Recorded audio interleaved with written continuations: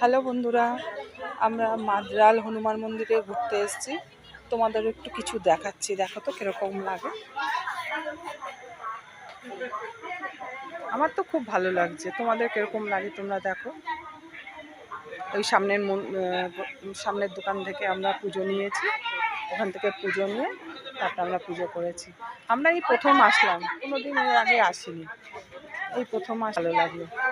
তোমাদের দেখো কিরকম লাগে, দেখো তো তোমাদের কিরকম লাগে।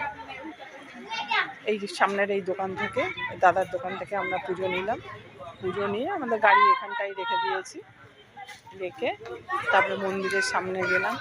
যে হনুমান মন্দিরে প্রথমে পুজো করে দিলাম, পুজো করে তারপরে ভোলে বাবা মন্দিরে গেলাম। সেখানে অন্নপূর্ণা মাকে দেখে আসলাম, তোমাদেরও দেখাবো। এই যে আমার কর্তা মশাই দাঁড়িয়ে রয়েছে, যেখানে যাবে একটুখানি চা খেতে হবে, ওর চা না খেলে হবে না। আমারও তো সেরকম অবস্থা, একটু চা না খেলে হবে না।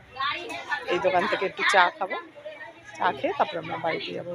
ঠিক আছে, চলো পরে তোমাদের সব মন্দিরের প্রতিমা, মন্দির সব দেখাচ্ছি। দেখো এখানে ওই দোকান থেকে আমরা পুজো নিয়েছি, দেখো খুব সুন্দর লাগছে।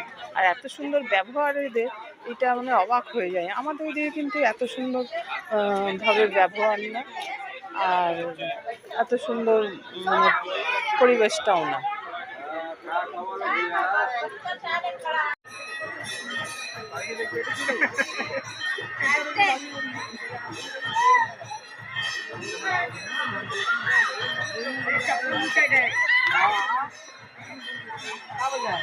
দেখো শিবু দাঁড়িয়ে রয়েছে, আমি তোমাদের দেখানোর জন্য এখানে ভিডিও করছি। খুব সুন্দর জায়গাটা, আমার তো খুব ভালো লাগছে। যেদিকে তাকাবে সেদিকটাই সুন্দর, খুব সুন্দর জায়গা। আমরা এখন অন্নপূর্ণা মন্দিরে দাঁড়িয়ে রয়েছি। বজরংবলী মন্দির থেকে বেরিয়ে অন্নপূর্ণা মন্দিরে এসেছি।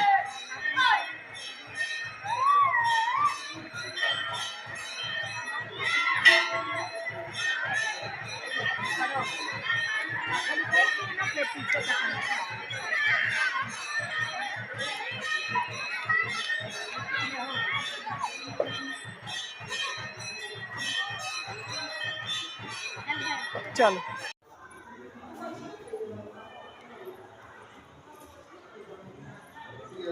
এখন আমরা রাধা মাধব মন্দিরে এসেছি।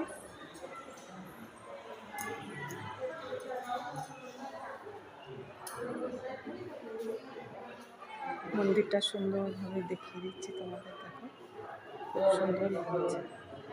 রাম লক্ষ্মণ সীতা,